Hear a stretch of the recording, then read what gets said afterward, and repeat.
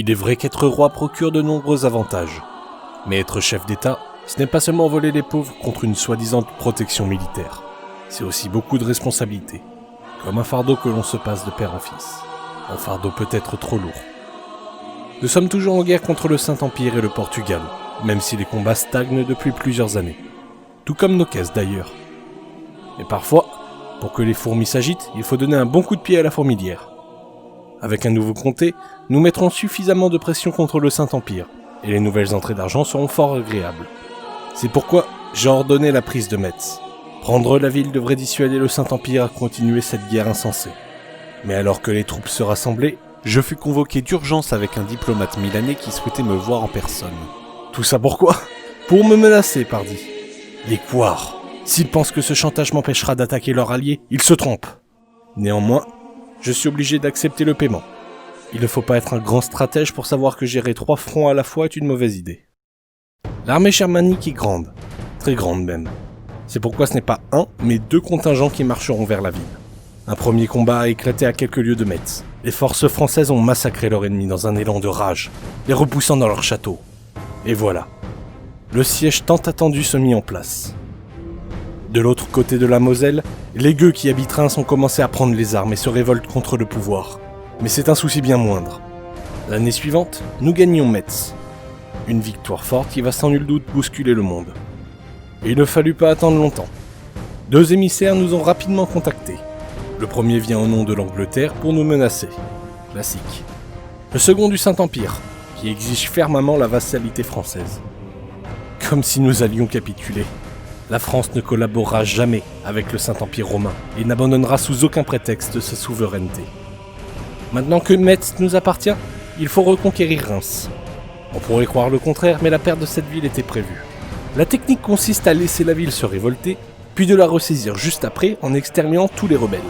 Après ça, ils se tiennent généralement à carreau. C'est au seigneur Poitvin que j'ai demandé de s'en occuper. Valeureux était le combattant. La ville a été reprise, mais jamais il ne pourra le voir de ses propres yeux. Il a courageusement servi mon père toute sa vie. Sa mort m'attriste grandement, mais je n'ai pas le temps de pleurer. Metz vient tout juste d'être gagné que le Saint-Empire veut déjà la reconquérir. Plutôt que les démotiver, ils sont devenus acharnés comme jamais et désirent laver cet affront que nous leur avons fait.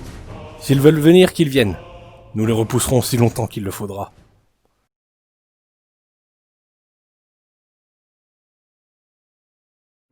En donnant un coup de pied à la fourmilière, je pensais voir des fourmis, et non des rats déterminés à nous refiler la peste. Voilà des années que le Saint-Empire assaille Metz sans relâche. Les assauts sont de plus en plus nombreux, et tenir le château devient difficile. Heureusement, Dijon n'est qu'à 1 jour de marche et peut aider.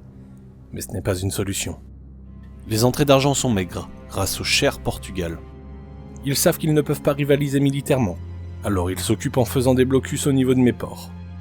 Aucun navire marchand ne peut ni entrer ni sortir. Et comme les maigres florins que j'ai servent à reformer mon armée, je ne peux pas investir dans des bâtiments. L'ironie de la chose veut que ça soit le Portugal qui débloque temporairement la situation.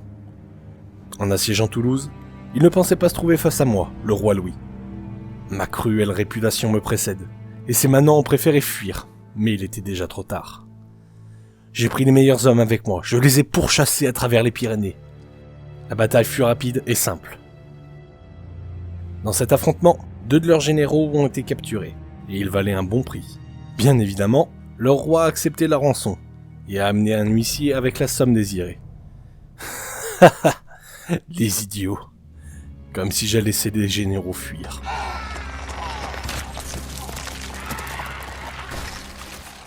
Mais à quoi peut servir l'argent si le monde est contre nous ?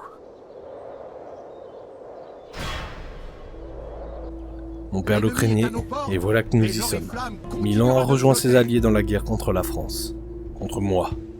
Nous avons repoussé leur assaut, ainsi que celui du Saint-Empire à l'encontre de Metz. Cependant, nous sommes ruinés et militairement bloqués. Je dois réfléchir à un plan.